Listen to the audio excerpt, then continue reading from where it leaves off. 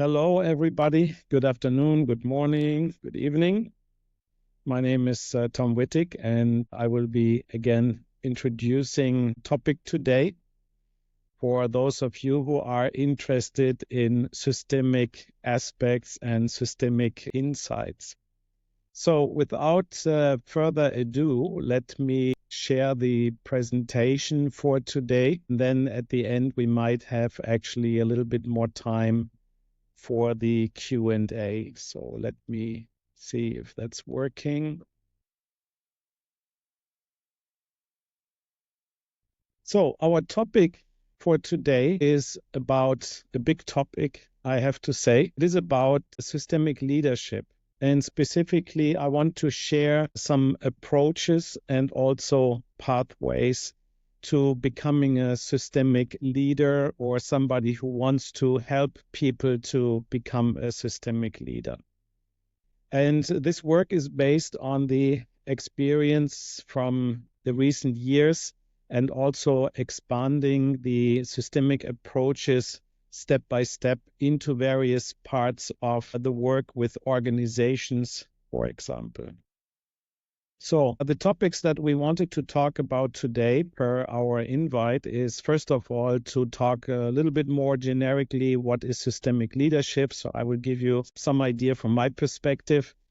And I want to share a few systemic leadership approaches and examples from the most recent work and also from the training and in-house workshops that I carried out in the last month and years.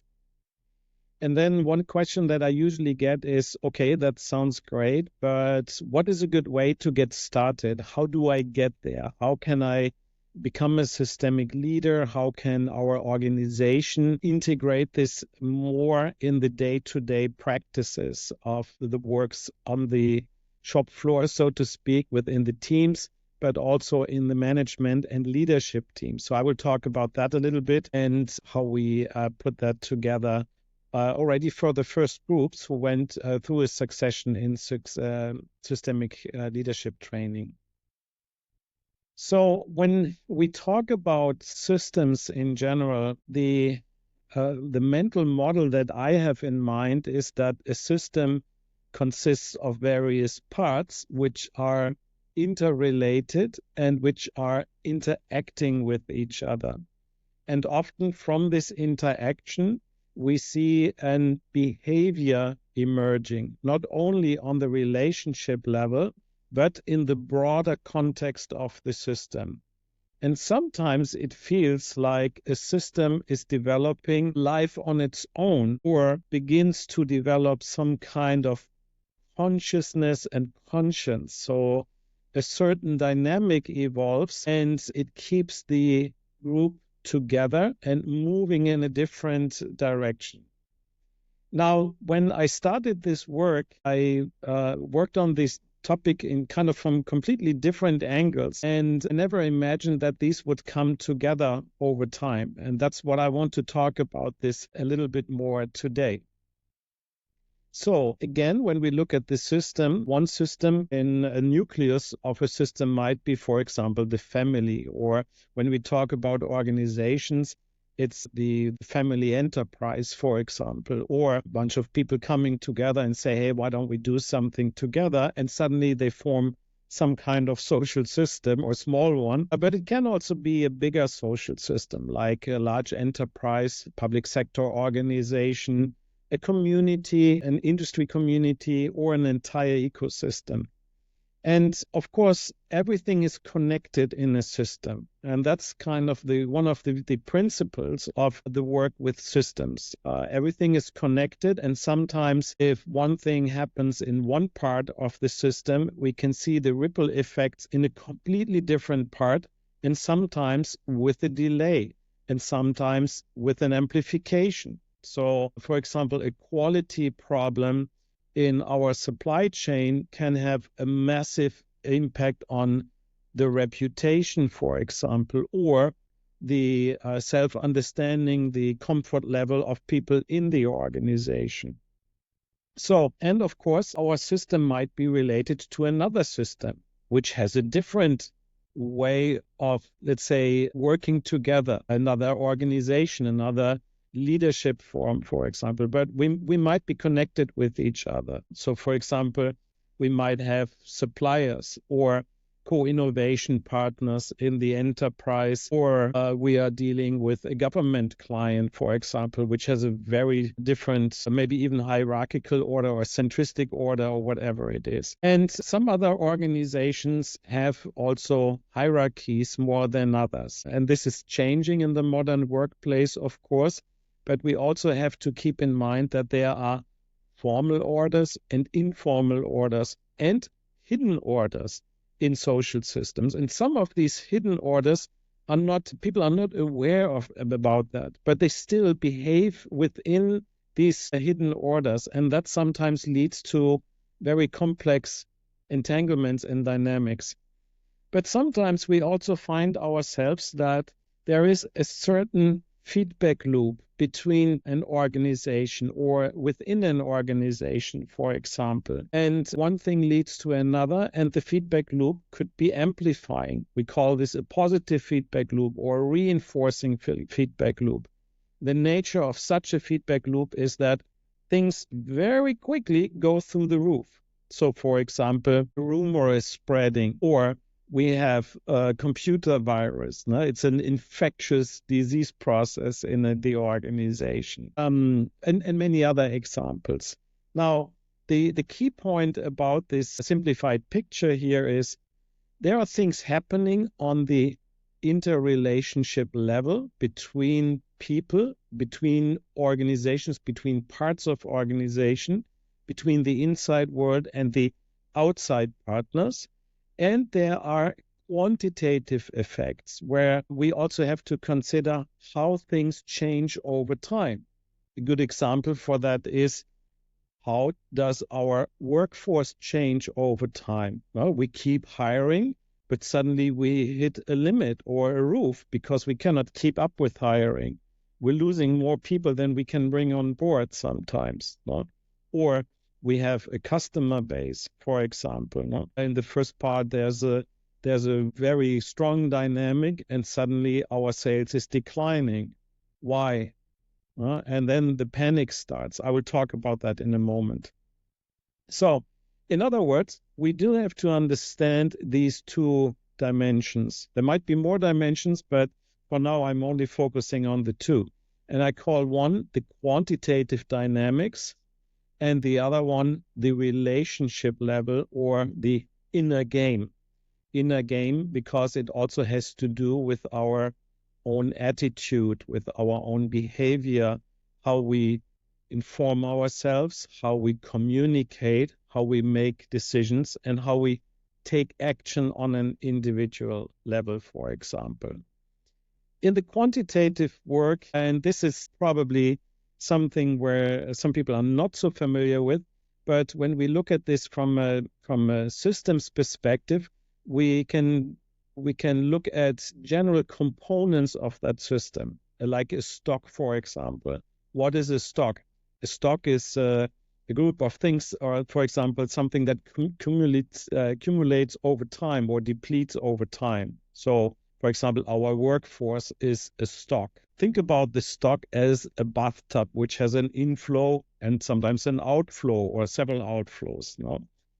And that brings us to the second key concept, which are flows in the social system or the enterprise. What is a flow? For example, the inflow of customers in our business, in our customer base, or the outflow of people per month from our workforce. No? Things like that. But also there are other, let's say, soft factors like customer satisfaction. No? Customer satisfaction you could think of as a stock. It's accumulating over time, but once you have a very unfavorable experience or really disastrous experience, it can decline very rapidly, and then it takes a long time to rebuild again.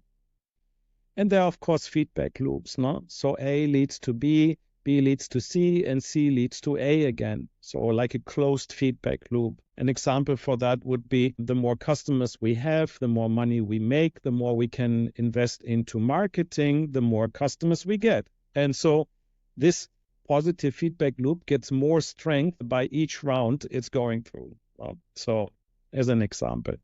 But there are also delays in terms of decision making. Yeah.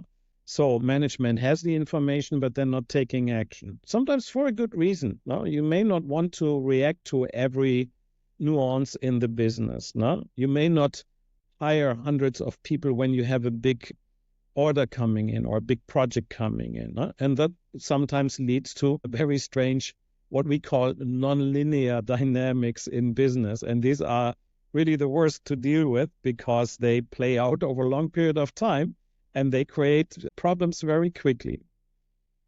Now, on the other side, and here we can draw from our experiences from the work in systemic constellations, for example. And there are other pioneers who have built really interesting frameworks or approaches for us and surfaced a lot of interesting experiences. For example, the discovery of hidden dynamics in relationships, the notion about entanglements when somebody in a system, for example, a family, a group, or even in an enterprise, is not on their particular place, assuming a place of another, or somebody is excluded from a system. That often leads to entanglements.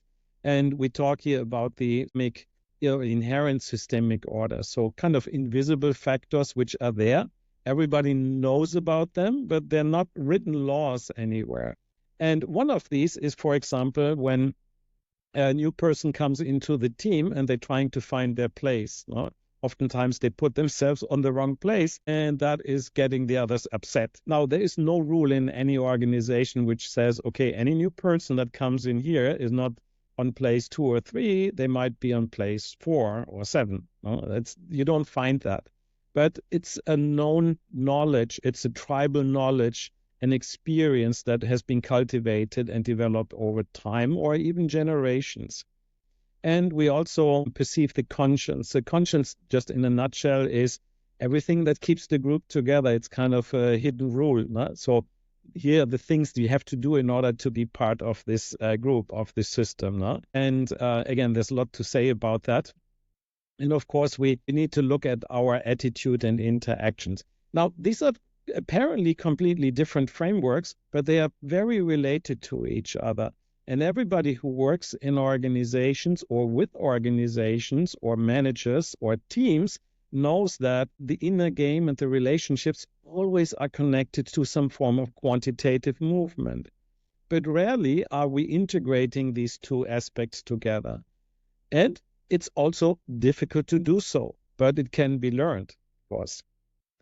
Now, what we are saying here is basically that we need to bring together our inner game, or you could say the spirit mind of ourselves or the organization, with the rational mind. Rational mind means deciding, doing, communicating, numbers, processes, etc., like very tangible things that we have to deal with on a day-to-day basis, not like buying supplies, bringing in new people, making marketing programs, and whatever you have to do in your organization. Now, one of the key questions that I always get is, okay, people usually, especially when participants start working in our workshops, they say, I also want to become a systemic leader or facilitator. How do I get there? And what I'm talking about now is a little framework that I've developed together with colleagues in Asia. And it's kind of a roadmap how to get there. But when we talk about the roadmap, we first need to start thinking about where do we want to be? Where do we want to be after this journey is complete? No? So, and that's why I'm kind of developing this backward here with you. So in order to become a systemic leader, we would be able to integrate these insights into the leadership, into the allocation of resources, and also making informed strategic choices. So this is somewhat removed from the day-to-day doing level, but it's dealing more with the broader concepts or the strategic issues of a group or an organization. Now, a simple and a kind of a different definition of strategic for me is everything that is hard to revise. So, for example, once you've decided which markets you want to play in or which regions, then it's very difficult to revise that. You cannot say one day, okay, we establish a plant in, I don't know, Austria, and the next day you said, oh, forget about Austria, we're going to Czech Republic. No? The organization is not going to take that very easily. Now, before we go there, we have to be able to integrate this thinking, which means taking a look at organizational design, our management system, people development, and figuring out how can we build better systems which are more resilient, which are more in tune with each other. And before we get there, we would have to understand how to apply the principles. And before we get there, we would need to understand what are the basics, right? So, in other words, there's no shortcut. And I often tell my story when my experience when I encountered this way of working over 2 decades ago. I wanted immediately to be here on the right side, but I realized there is no shortcut. You first have to start here and kind of work your way through these journeys and starting with yourself. Okay, but there's much more to say about that. I will give some more hints how you get there a little bit later in our talk today.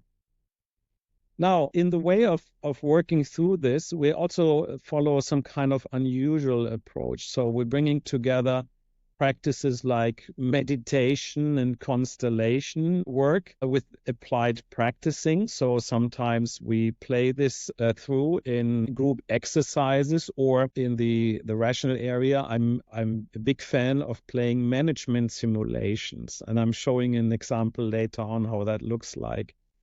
And this is a form of experiential learning, which is kind of triggering our mental models and our systemic mind and our rational mind, because we need to take a holistic approach and then, of course, embed it or embody it, if you want, in ourself, so that when the situation comes, I can reactivate this knowledge. And that's why over the years, I've developed these kind of 4 key elements. Now, to give you some ideas about some examples, how we work in practice, this is taken from a group in Sao Paulo I've been working with. I had the big pleasure and privilege to work with this group, a fairly good-sized group of, I think it was like 60, 70 people or more, I don't know. But we usually start with exploring the systemic orders in organization. So here is an exercise about the experiencing the order of rank from a systemic perspective. When we talk about rank, I'm not talking about the place in the org chart. So you have the boss and she's number 1, and then I don't know, the person who is doing procurement, maybe number 10, etc. But here we talk about the systemic aspects, and it's important that there are slight differences between the orders in a family. So there are a lot of commonalities, but there are some slight but important differences when it comes to the order in a family, the order in a business, or in a public sector organization. And if we are actors in these systems, let's say employees or business partners or suppliers, helpers, consultants, managers and leaders, or decision makers or policy makers in the sense of, for example, governmental organizations, then we need to understand the orders and our places in the orders and how we can best design and work with the system so that it gets into resonance, so it can unfold over time. Another example is here taken from a recent work. It was a fairly large in-house seminar, also some 80 people in Asia in a company. So I was invited there to work with the leadership team and the entire organization. So everybody from the production floor to the leadership and executive leadership in the organization. Here's an example of working on innovation. So we basically use the approach of systemic constellations in order to surface the insight, in order also to make a personal experience. And this is wonderful work because it also moves and it has a certain return on investment. It's playing out over a longer period of time, often longer than we think, and sometimes longer than we want, no? Because we want things to happen quickly. And I go to the seminar, I want to have the result quickly. But in the sense of the relationships or the soul of ourselves and the organization, things are moving more quickly, usually. More slowly. The rational mind is moving quickly and the soul is moving more slowly. And that brings me to this word. So innovation and renewal begins in the soul of the individual and the organization. Innovation is not something that we draw on a whiteboard. If the organization is not prepared to move in the same direction, then you can forget about your technology. You can forget about your startup funding. You can forget about everything. That's what I mean by the inner movement in the organization and the members of the organization. Now, switching gears a little bit. Recently, I was invited to give a lecture at the university in Mexico City, Wittig. It was a wonderful international convention there. And I was also invited to talk a little bit to some students. And I brought this example from the last decades and century, actually, about technology innovation. And here you see how different products or new technologies have been adopted by the population or by the market, so to speak. And first innovations like the automobile and the telephone took a fairly considerable amount of time. Later innovations happened more quickly, like the television, the internet, mobile phones, etc. But surprisingly, all of these innovation, or what we call the adoption curves, have a similar pattern. They look like an S. No? It's called the S-shaped growth curve. And when you ask different experts inside the systemic fields or outside, everybody has a different theory about this and different frameworks, so to speak. But I'm usually working with groups to help them understand what are the feedback structures and how does the feedback structure lead to these kind of interesting growth curves. And some of the more extreme examples that we have seen more recently is the arrival of artificial intelligence with ChatGPT, Copilot, DALL-E, and other things. And what you can see here is these products have generated very fast adoption in an extremely short period of time. In other words, everybody was jumping on it, and you see this exponential growth. So that's very typical for an innovation which is going through the roof very quickly. Now, when I'm working with groups, and sometimes these are students at universities, so I'm teaching a local class here in our region, but also with companies, I like this idea of experiential learning. It's also sometimes called playing serious games in the sense of management simulation. And here you see an example of such a management game simulator. This is it's very focused in exploring how these S-shaped growth curve actually happen over time. And so without going into much detail, this is actually a topic of one of the upcoming experiences I'm going to offer fairly soon. But it basically has two components here in this case. On the left side, you see some kind of a dashboard where you can make your decisions with sliders. So you have to decide what you're going to do. For example, how you allocate resources, where you put the emphasis. You run the simulation, and then it spits out some scenario over time. So you can, in other words, you can fast forward into the future without breaking the company, so to speak. And this is a great way of interacting with complexity, interacting with these models which resemble the feedback structure of systems. And as you can see, this produces, in some cases, this famous S-shaped growth curve. And oftentimes in organization, the question is, how can we, for example, accelerate innovation? Or how can we de-accelerate a certain phenomenon? We had this during the pandemic. Remember that, right?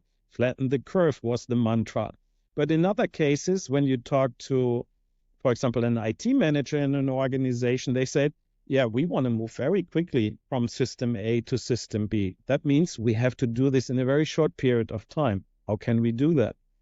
And then we talk a little bit about the feedback structure. So here's a so-called feedback structure model with feedback loops and stocks and flows. And so we kind of unpeel the onion, but we help people understand and distinguish between what are stocks and what are flows in the organization, and what is governing the flows, because flows are also often connected to relationships, to human relationships, and that's where things are coming together again. Now, one thing to take away from this part is the system behavior is driven by the feedback structure. So if you know the feedback structure of a system, you can actually better understand the behavior of the system, and then you can, in a sense, optimize your interaction with the system. Yeah. So, and the same system, depending on what kind of parameters we choose, can behave very differently. An adoption curve can go very slowly,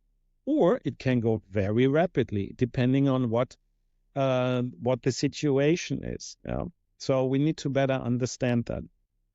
Now, the reason why we want to understand that, and here's one of the examples I want to talk about, is about, for example, timing of innovation. Here you see some of these curves, and without going too much into detail at this point, let's say this is a company which has two products, and usually this happens in many, if not most of the companies, that the new products are coming too late. And then what happens here in this dramatic phase is, before you know it, you're moving from very accelerated growth curve into a decline. And everybody's like, whoa, what just happened, right? Where are the customers? Well, we exhausted the customers. Okay, where are the new markets? Where are the new products? Finger pointing starts, no? And that's where the company is going into growth-induced crisis. And the seeds for this crisis have been planted in the good times when things are going through the roof. There's party, right? But then we realize, okay, we should have invested much earlier in innovation. In other words, we needed to move ourselves much earlier in innovating and renewing something that is already working. It's kind of counterintuitive and almost paradox. And once the companies are going through the first crisis, they begin to ask question, okay, how can we do this better next time? Now, obviously, what you want to have is something like this. If you investigate very carefully, and this is usually a case study I'm teaching also, if you invest a company like Facebook is one of the case studies, or Apple, then you see that they are putting these growth curves on top of each other. So they have figured out a way of doing that. And that's what you're actually striving to do in order to keep the ship moving in the right direction. No? But again, innovation is not only about great technology. You have to move the entire organization and everything that belongs to the organization in that direction. And that is a very challenging task from a systemic leadership perspective. Okay, so there are many application areas, and before I show you something new that has just been launched, just want to mention some areas. Actually, during the pandemic, I also demonstrated some areas or shared a lot of things about application in everything from product management to change management. Some new discoveries are in finance, for example. In project management branding, I taught a class about applying systemic aspects to brand management and communication and many other areas. Now, in this new series, which is starting right now with this webinar, I'm going to share a few more insights. So here are some of the upcoming seminars and webinars. Actually, next week, I will teach a kind of the pinnacle course of systemic leadership integration in business and organization in Asia. So that's the one here on the upper right side. Looking forward to that. And that is with the group who has gone already through these steps over time. Later this month, next month, and I think way into November, I'm planning to talk about succession planning change management. And also here on the lower right-hand side, a talk about systemic approaches for teams. So what can you do when you are working within a team? Can you do as a co-worker between the teams, cross-group collaboration, or if you are team leader, for example, no? And you are responsible for the deliverables and output from that part of the organization. So I'm very much looking forward to that. Now, in preparation and a little bit of suggested homework from today, I would recommend to take this little quiz that I have developed based on the insights from this work in systemic aspects. And you probably saw this post on social media, got systemic leadership, take the quiz. A lot of people actually have followed that, so it's kind of interesting trigger. And you see here, the quiz is available on the website, constellator.com. There is a first version that has been launched. It's probably going very soon to a second version with a couple of small but important enhancements. So go there, take the quiz, takes 5 minutes or less, or a little bit longer if you want to think about it. But just take the quiz and get a first assessment in how you are doing. Now, the cool part about this is you get some kind of score, and it's somewhere between 0 and 100%. A lot of people are scratching already their heads, and they realize, well, I didn't expect that. Now, the question is, where are the gaps and how can you close the gaps, or how can you evolve your systemic leadership approaches? As a follow-up from this quiz, make sure that you opt in and check your inboxes and confirm the privacy confirmation, because then you are for the following email sequence where I'm sharing a couple of insights and building up over time. So you good luck with that and hope you like it. I'm looking forward to the feedback from as many people as possible.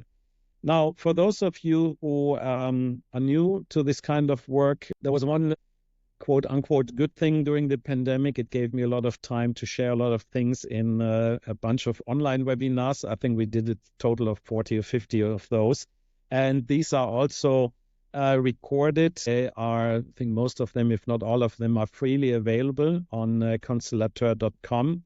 So go there and register, and then you have access to these courses.